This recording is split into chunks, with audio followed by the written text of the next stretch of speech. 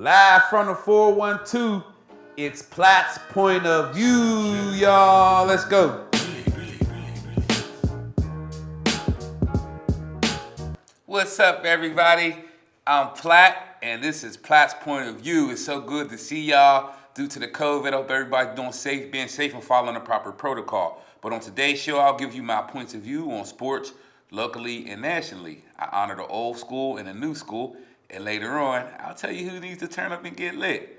Today's show, we're talking football, Steelers Draft, and so on. So the Steelers drafted some good players, and we're going to get right to it and start off with the first player that they picked in the draft, which was wide receiver Chase Claypool out of Notre Dame. 6'4", 238 pounds, 4.4 speed, over 1,000 yards, 13 touchdowns last season. He improved every year in South Bend, and I hear his work ethic is off the charts. I like this pick a lot. I think he's going to be a heck of a red zone threat. And Steeler Nation, be on the lookout. This is like a Plaxico with Martavius Bryant speed, and I think he's going to shock Steeler Nation and do some big things this season. Chase Claypool. With the next pick, the Steelers took defensive end, outside linebacker, pass rusher Alex Highsmith, 6'3", 248, out of the University of Charlotte. He had 14 sacks last season. He has a very high motor, good instincts. He's a former walk-on, and I think he's going to be a good third down pass rushing specialist for Steeler Nation. He'll probably give Bud Dupree and TJ Watt a breather every now and then. So he's another guy that I really like. Mel Kiper was high on this guy too. He had him as one of his draft sleepers. So keep an eye on Alex Highsmith. The next pick, the Steelers took running back Anthony McFarland Jr. out of Maryland.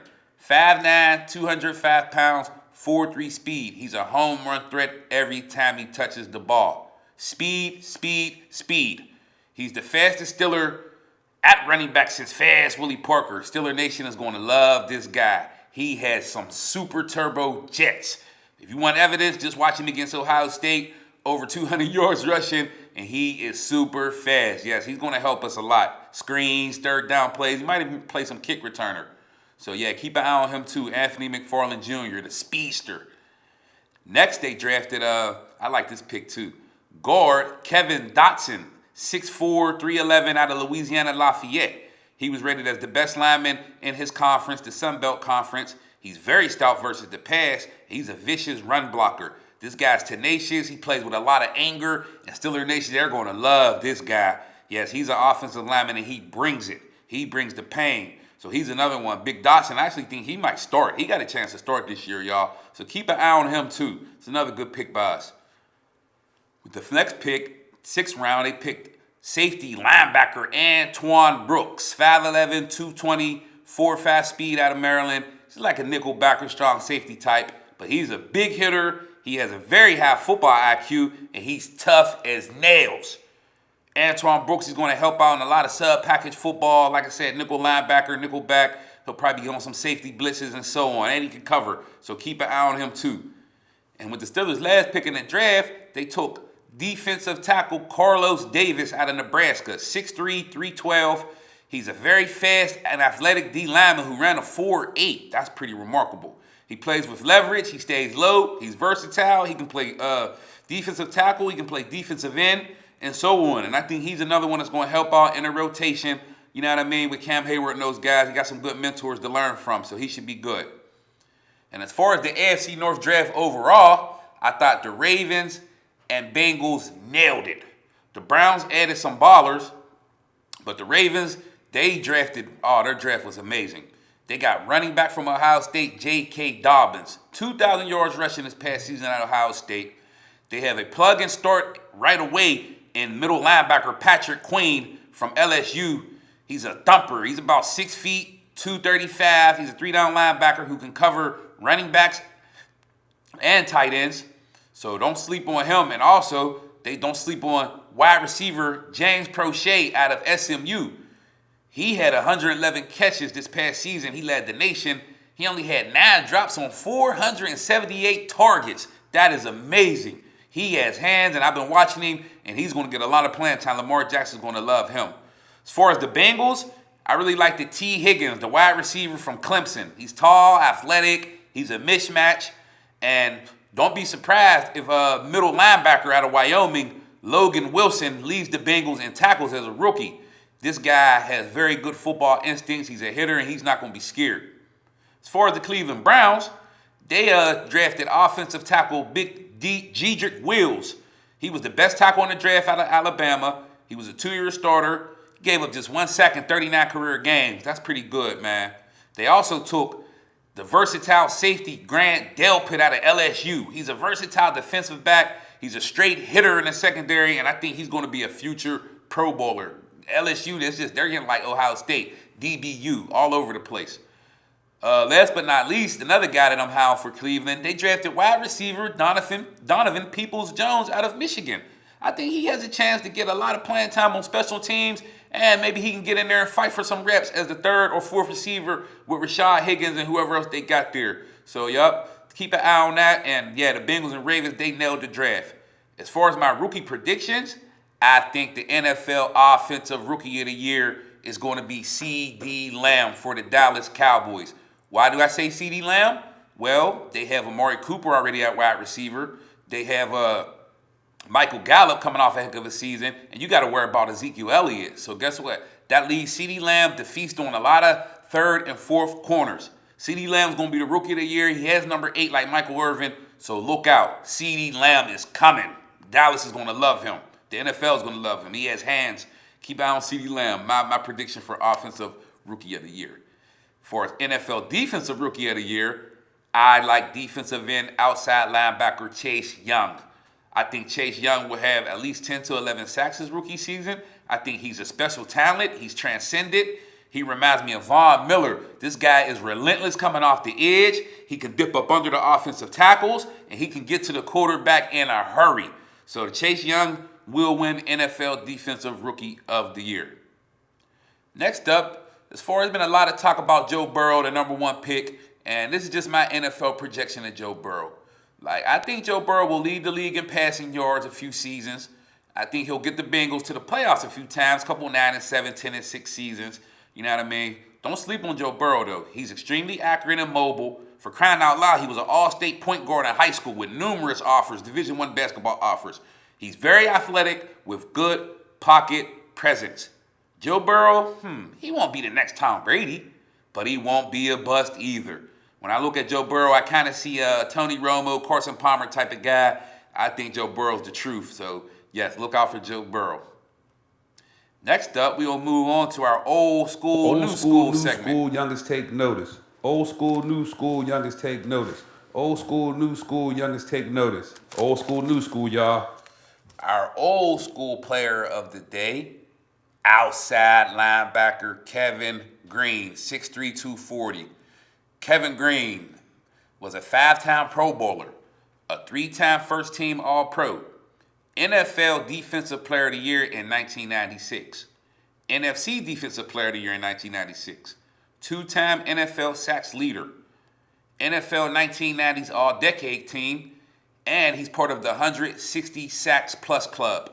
For his career, he had 773 tackles, 160 sacks, 5 enters, 23 forced fumbles, and he's a member of the Pro Football Hall of Fame.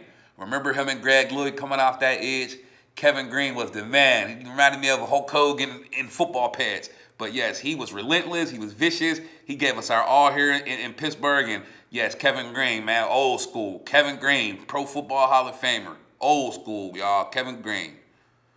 New school, Raiders running back Josh Jacobs, 5'10", 220. He was the Pro Football Writers Association all-rookie team he made. This past season, he ran for 1,150 yards. He averaged 4.8 yards a carry. He had 7 touchdowns, 20 catches, about 166 yards receiving. Josh Jacobs, he missed 3 of his final 4 games due to a shoulder injury, and he had a skin infection. Man, he's pretty healthy now. He should be ready to go. But Josh Jacobs, I liked him coming out of Alabama. He was powerful. He's a violent runner who runs with a nice center of gravity. He's a patient runner with good vision. Look for Josh Jacobs to have a big season in Las Vegas with the Raiders this year. I like Josh Jacobs a lot. So we on this with this draft episode, I like to look in a crystal ball So we're going to look at the top 5, my top 5 2021 NFL draft prospects. We're going to start off with quarterback Trevor Lawrence. Trevor Lawrence is very accurate. He has a rocket arm. He's just a winner. He's just a winner, man. Clemson, yeah, they bringing him back. He's coming back for another year. I expect big things out of him again. My other guy, quarterback, Justin Fields out of Ohio State. Who could forget the remarkable season he had this past year? Precise accuracy. He's a dual threat. 41 touchdowns, 3 enters. And he will take off and run. Justin Fields might be the number 1 pick next year. Don't be surprised. Another guy who's on the NFL radar who you should hear about in these next couple months, Penei Sewell, Oregon, offensive tackle. He's the best tackle in the nation, hands down. He's massive. He's a good run blocker. He's a pass blocker. Yes, he has a high motor. And he'll be one of the top linemen picked in the draft, probably the first lineman picked. Another guy that I'm very, very high on, and I like this guy from day one, linebacker Micah Parsons out of Penn State. He's a versatile run-stuffing linebacker. He can play He can play inside, outside. You can even put him at nickel safety on the dime package, the nickel package. Michael Parsons is going to make a lot of money. He's going to make a lot of noise in the NFL.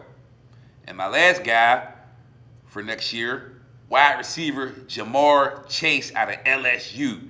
Jamar Chase, he reminds me of Antonio Brown, Odell Beckham somewhat. He's very productive, dynamic, stop and start speed. He's a hell of a route runner. He can catch the ball. He had over 1,700 yards this past season and 20 touchdowns. He might not be able to duplicate those numbers because Joe Burrow's not there no more, but I still think he's going to have at least 1,000 yards. Like, Jamar Chase is that dynamic. Watch out for these guys, 2021 draft in this coming college football season.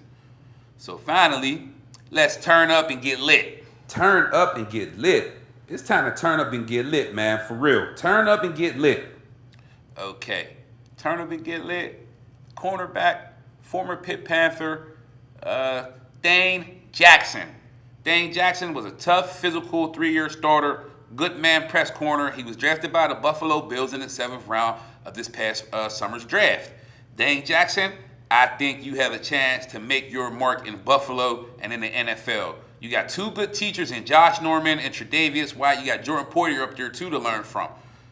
Go up there, learn, turn up and get lit. Platt is with you. Dane Jackson, I always was high on you. I thought you was a good corner, and I'm looking forward to see you play this season and ball out, man. So turn up and get lit. Dane Jackson. And thank you guys for tuning in. Everybody have a good one. Stay healthy. Wear your mask. Drink plenty of water. Wash your hands. And let's help fight this COVID-19 thing, and let's get through this. Check me out on the next episode, part 2 of Platt's Point of View. Glad you guys joined me. Stay tuned. Live from the 412, it's Platt's Point of View, y'all. Let's go.